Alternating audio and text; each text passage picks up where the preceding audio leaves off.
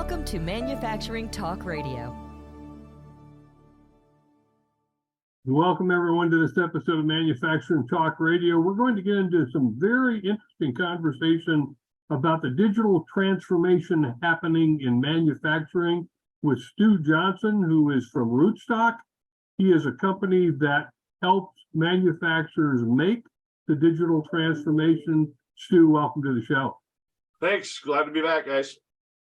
Yes, we had Stu back on our show back in April, and so he's with us again. And Stu, the survey that you did, give us just a general overview of the survey, because I'm real curious, as we touched on just briefly in that earlier show, how is manufacturing doing with the digital transformation?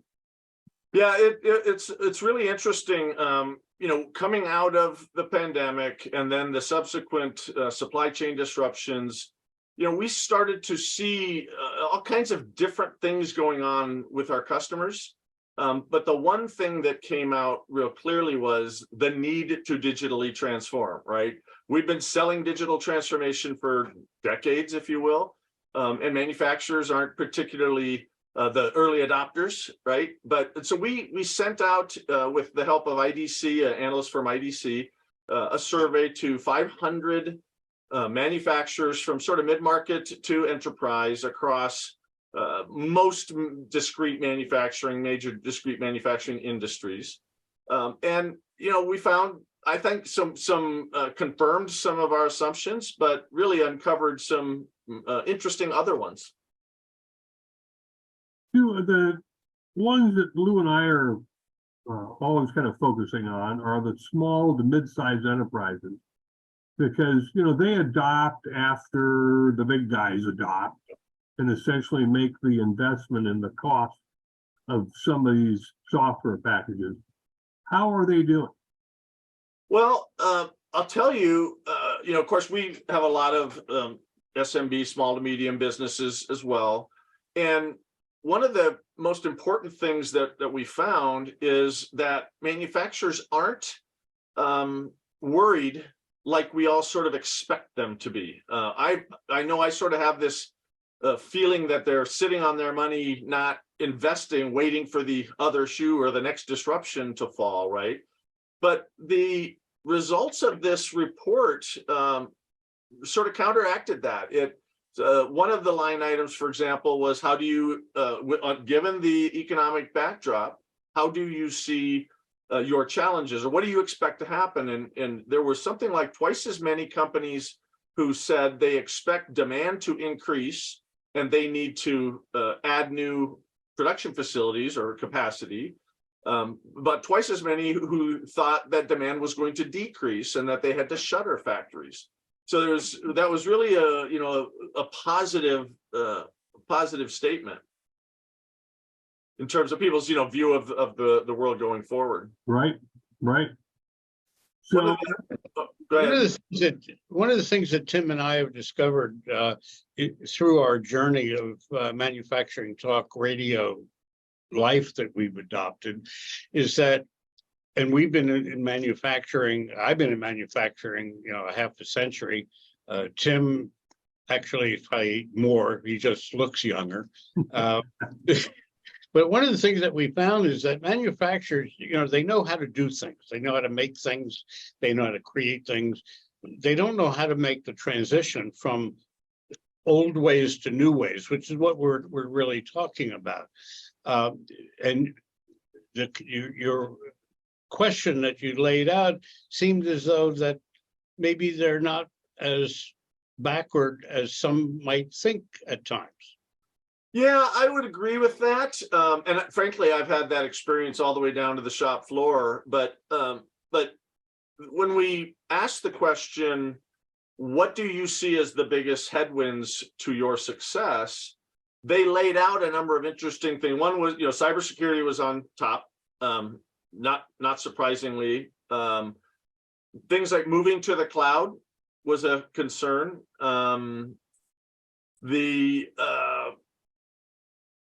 Digitally transforming, or what would you do if you didn't digitally transform? Went right back to we need the cloud, to help us digitally transform, even though they're concerned about moving to the cloud.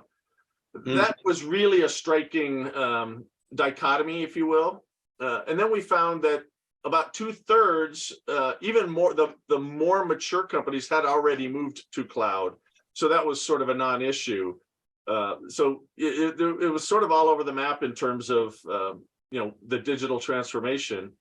But what I found really interesting was their insights into what they needed to do, right? Things like eliminate data silos, right? If we can't combine our data silos, we'll be stuck with them and the competitors will move past us, right? So it was really about being able to leverage their data more effectively.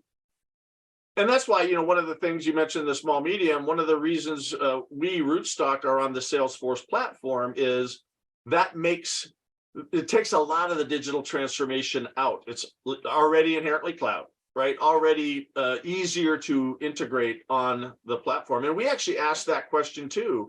Would you consider Salesforce as a primary platform to build your digital transformation? And over 2/3, actually is over 3/4, about 77% were either would consider or slightly consider, and literally only like 3% said, nope, we wouldn't consider it at all. So we found that was a pretty interesting statistic as well.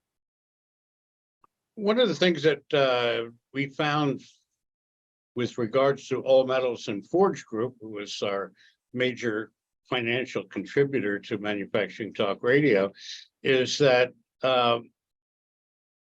we did a transformation about 18 years ago, and we went through platform A, platform B, platform C. And one of the things that we found was that we had to adapt to their method of running our business. And that really didn't work well for us. So what we did was we created our own homebrew software, which 18 years ago, we're still making changes almost monthly and improvements, right? And the $25,000 investment, which was stated to us in 2004, which now is probably approached close to $300,000, is that we built our program to match our business, right? As opposed to us running our business the way you're telling us to run it. So that was a big point for us. Do you run into that situation where potential customers or customers are talking about the fact that they find that they have to run their business according to the platform? Well, not so much. Again, because modern software has sort of solved that problem, right? That is a systemic problem, always has been. I always say customization is a 4-letter word. But, and so I actually use the word tailor, for lack of a better term, but on the Salesforce platform, and it's not unique to Salesforce, is the tools low code and no code customization or tailoring, so that you can actually tune your ERP to your business. And that was actually one of the other statistics in the report was concern about the ability to customize on the cloud. And so in fact, that whole, what are the challenges you see with cloud ticked off the sort of top 5. And then what do you expect cloud to do was address those 5. So it was an interesting dichotomy that the audience probably doesn't understand cloud well enough to understand that cloud is the solution to your fears about cloud. And customization was one of those issues. Yeah. So give us some insight to some of your other points in your survey. Well, the biggest one that struck us, especially useful as a vendor, is that the investment. I sort of say you can't save your way to growth. Well, the lion's share, I think it was 67% or whatever. I recommend everybody download. I'm not great with numbers. Download the report. Said that they were going to increase their IT investment. Right. So despite fear and uncertainty and doubt of the economy, they're still going to double down on investment in IT. And across my career, 35 years in enterprise software, I've seen that happen time and time again. Back in the 2008, 2009, I had a customer like General Motors, at that time, the largest business entity on earth. And their IT teams were taking the time to do the research and sharpen their axe and find the next set of tools that was going to get them, sort of through that dip.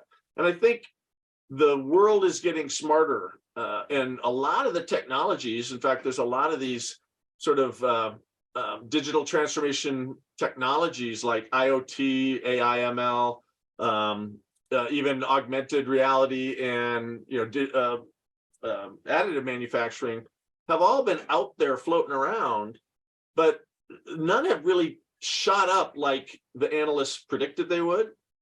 I believe that's because people didn't have the digital platform upon which to use those tools effectively. You have to have your data in order. You have to have a way to, and the people to leverage that data and glean insights from that data. Before there's any point in doing like an IoT study where you're going to, collect data from a machine, if you don't know how to discern what unplanned downtime might look like, or, predict when it's going to go down, it's just data. And again, during my time with GM, a great quotable quote, don't give me another tool to generate data. I already have 10 times more data than I know what to do with. Give me a tool that gives me the data I need, right? And that's a big part of our go forward strategy, where everybody's looking at AI. And I think we were just talking about, Chat GPT, the generative AI, but the real AI, the underlying AI, the tools to find patterns that we humans couldn't see, or do the continuous calculations of, a number of variables that, a spreadsheet can't possibly manage. That's really where this is all going, where AI is going to come in. It isn't AI for AI's sake. It's how do we leverage all this data that we've created in manufacturing in a way that it becomes productive, that allows us to make decisions, right? It's really all about decisioning. That's why you have an ERP. Collect data, present it in dashboards that give you insights, but that's business intelligence that's backward looking, right? That tells me what happened, even up until today, excuse me, real time, we know what happened today. AI is going to help us predict what's going to happen in the future. And really, that's what our decisions generally are. We're not making decisions to fix what happened yesterday. We're making decisions to do better for tomorrow, right? Right. Yeah, And you got a couple of interesting points there to certainly we have heard about for years. Oh, big data, you're going to have all of this data. And you're right. Yeah, we've got all of that data. It's like having 1,000 emails in your inbox. Perfect example. Yeah. What do we do with it? I'm only looking for 3. Yeah, it's and so much data is squirreled away in inaccessible formats or silos. We talk about unstructured data in data lakes. There's all kinds of analogies, right, in the data community on that. And from my desk, having spent half of my career in the PLM space, product lifecycle management, and half now in the ERP and MES space, it's really about context, right? It's the same data, right? Whether it's a customer or a customer size or an order or the materials used in that order, it's the raw data is there, but it's different from an inventory manager point of view, or a operations leader, or a production leader point of view, or from the supply chain point of view. It's the context of how you pull that data for your particular use case. And again, this is so important in that decisioning exercise. We just released a solution, we call it Enterprise Insights, that we've done the heavy lifting, gone into the database and pulled out the data points, and then present one for spend, one for sales, one for operations, one for inventory, one for financials, right? And it pulled all from the same data set, just packaged it and teed it up for the users. And when you mentioned the mid-market customers, those are the ones that don't have or couldn't afford, if they could find, data analysts and data scientists and those kind of people. It needs to be more user serviceable. We call, the low code, they'll call it citizen developers, right? You could go in and customize how you want your session of Rootstock to look, right? That's the watchword going forward, is easy, and make all this technology and all this data easier and more approachable to let me do what I mean, right? No doubt, no doubt. Now, I'm sorry, go ahead, Tim. Sorry, Lou. You had mentioned just in passing, and I want to see if I got this right. Get the report. Are manufacturers able to get this report, Stu? Yeah, I'm really happy with it. Like I said, it reinforced a lot of things we sort of assumed, and gave us some new insights. It is available right from our homepage. So rootstock.com, scroll down a couple of panels, and I would invite you to. It's a very interactive landing page, and helps you really get into the report quickly. But it's easy to download. And we will plan on, we're considering doing this every year. It's been so interesting, and we've gotten so much good feedback from it, that I think for me, the seeing the trends change or adjust over time is going to be the really interesting thing. One of the things I've noticed in this as I've been glancing through it, Stu, is it would help me as a manufacturer look through what areas you surveyed and go, oh yeah, I didn't think about that one, because it shows in the survey the number of people who were concerned about that issue, but it lays out the big bullet point issues you ought to be considering for this digital transformation, which is why I like the report. Yeah, I think that the big thing is, and you started off with, manufacturers are manufacturers. They're not IT people. And so, how do I navigate this mire of this explosion of technology? But I think too, those technologies have reached a maturity status that is so much easier to adopt, ingest into your business, make the necessary business process changes. That's because that's the other thing, you started when you mentioned it, Lou, is so many people just think that their processes are the differentiation of their business. Right. I submit they're probably just how you got to where you are, right? Not this is what differentiates you. So, leveraging and taking advantage of true digital transformation and leveraging those tools, the way modern tools need to be. It doesn't have to be, I have to flex my business to this tool anymore. But I also have seen a lot of sort of failures where people just try to digitize their broken old, archaic processes, and that's not the right way to do it either. You mentioned, you used a term and a phrase earlier in our conversation here, data silos. Now, I'm not sure that every one of your customers started out understanding what that even meant. That's, yes, correct? Of course not. No, I think we all kind of evolve and stumble upon, and we look around, oh my God, look at all these different silos where I've squirreled away things. Tim and I, in our homebrew software program that we developed and have continued over these last 18 years, probably have generated more than 100 different types of reports, extracting it from all the same information that's been there for the last 50 years. We're now extracting it. We look at the report this way, look at the report that way. And so we wind up having all this data. Now, what do we do with it? So some of these reports have just grown to the point where we have answers to things that we don't have the questions to anymore. Well, two things. One, you should take a look at our Enterprise Insights solution. I position it as a dashboard experience because it's more than just presenting a dashboard, it gives you a user interface to slice and dice it, which is kind of what you're after there, right? Is I want to slice and dice this by region, by product, by plant, by whatever, by supplier, and having be able to slice and dice things, and then have the visuals present themselves. It's a lot easier to see. We humans can see patterns. That's why dashboards are so popular. But you're usually doing that to get to a specific question or to make a specific decision. And that's the other bit, that you can basically navigate down to a discrete transaction. Oh, this is the source of red on this particular pie chart, right?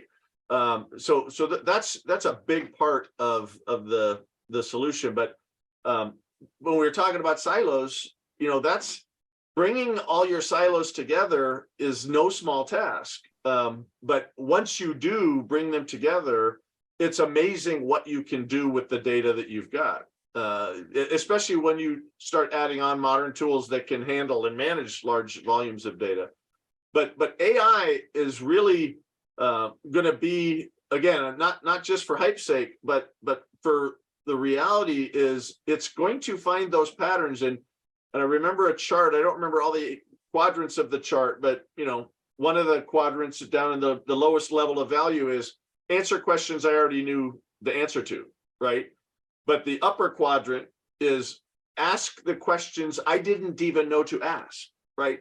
Those are the kinds of artificial intelligence that we'll be able to to teach and train with machine learning, and then eventually those models. And this is no silver bullet or just add water, right? It's an eventually those models build, and the value of the models continue to get more valuable the more data and the more cycles they have. So look, the future is bright for data junkies. I chuckle because Lou and I have been through what we call islands of information. Mm-hmm. And what you discover is that as you begin to look at your organization, that group over there has this data, and that group over there has some other data.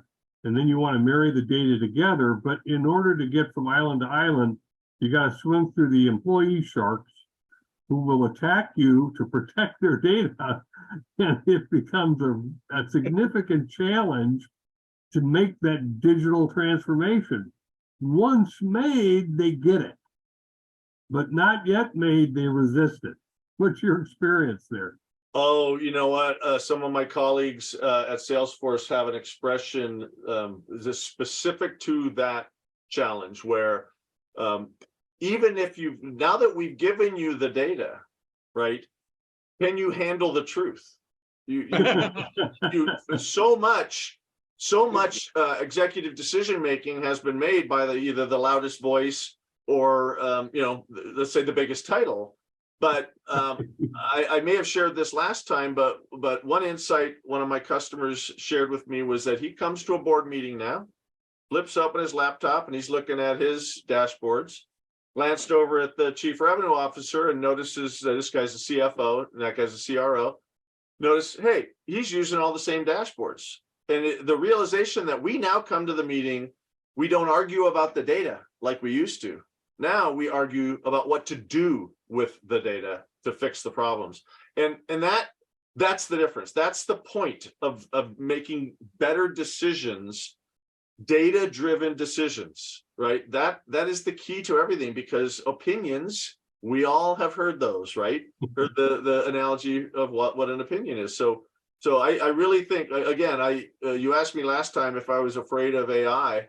And I'm less afraid now, more afraid about what people will do with it than I am about the technology. But the opportunity to really make sense and glean value, whether it's tactical, answer quick questions, or strategic, give me a better idea of what to do in the future. It's a game changer, and it's gonna and we truly believe that ERP is the sort of central control mechanism for a manufacturing business. You may have lots of different IT stacks, whether it's PLM or quality management or what have you, that run your business. It's ERP in the center that is making the core, helping you make the core decisions that run your business.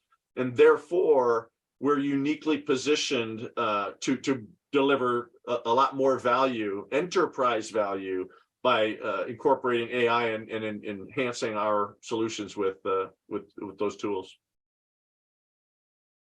But Stu, I want to thank you for again coming back with us and sharing this report that you put together. I want to remind our viewers and listeners that it's available at rootstock.com, ROOTSTOCK, rootstock.com. You can download this report, dive into the data, and then give Stu a call and say, hey, get me there. Yeah, the title is, I never did state the title, the 2023 State of Manufacturing Technology Survey. So thank you for the plug. We'll have them check it out. Stu, thanks for joining us. Thank Great. you. Look forward to the next time. Hey, take care now. We'll talk to you. And for those of you watching, if you enjoyed the show, please let us know, like us, subscribe to our YouTube channel. Be aware that we have a e-zine that we put out each month called Manufacturing Outlook. And thank you for joining us on this episode of Manufacturing Talk Radio. That's our show for today. Thanks for listening. If you enjoyed this episode and would like to support the show, please like and subscribe, share on social media, or leave a review. You can find us on YouTube, Spotify, Apple Podcasts, Google Play, Rumble, or your favorite podcast app. Visit us online at mfgtalkradio.com for our other episodes. We have also included links to our advertisers below. Thanks again, and we'll see you next week.